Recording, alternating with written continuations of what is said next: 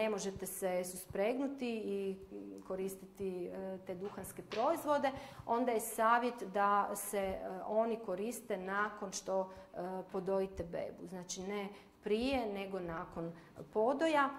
Iako sam nikotin, odnosno ti duhanski proizvodi, utječe na prosječno, ajmo reći, manja je hranljivost mlijeka takvih majki, tako je nekako utvrđeno, i moguće je da u mlijeku majke bude više nitrita, nitrata, tih nekih pesticida, dioksina, dakle tih nekih dodatnih štetnih supstanci koje mogu štetno djelovati na zdravlje djeteta.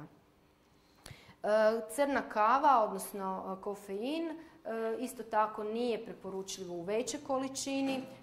Preporuka je maksimalno 2 do 3 šalice dnevno. Kofein može utjecati na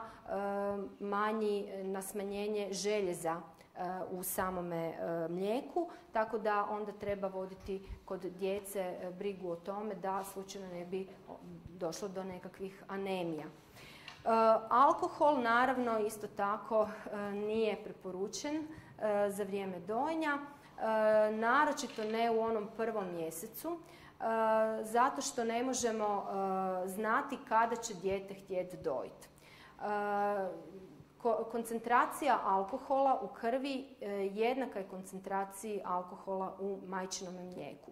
Tako da alkohol može utjecati na probleme kod djeteta u periodima spavanja, dakle takva djeca mogu biti i više budna, dakle tu može utjecati na taj ciklus spavanja i budnosti, a kod majke može djelovati i na slabiji otpust mlijeka.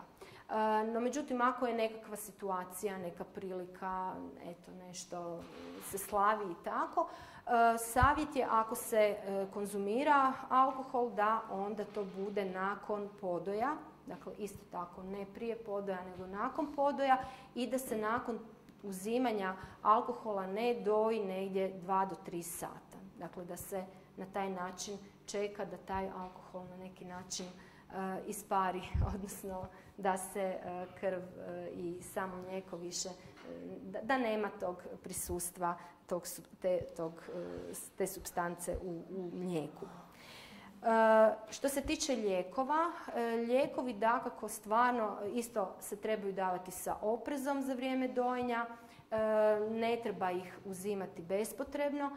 Oni koji se najčešće uzimaju jesu lijekovi protiv bolova i antibiotici. Što se tiče lijekova protiv bolova, dozvoljeni su lijekovi na bazi paracetamola i ibuprofena, tako da najčešće u rodilištima znaju biti prisutni i u ponudi. A što se tiče antibiotika, antibiotici na bazi penicilina i cefalosporinske skupine također su dozvoljeni i žene mogu dojiti. Ono što se ne preporučuju se preparati acetilsalicilne kiseline nikako, znači andol, aspirin, to ne. I isključivo se smatra da treba prestati i prestaje se sa dojenjem ukoliko se desi situacija da se moraju uzimati citostatici ili neki radioizotopi radi nekakvih pretraga ili u nekakvom liječenju. Tada se dojenje mora prekinuti i pričekati dok se cijeli organizam ne riješi tih supstanci.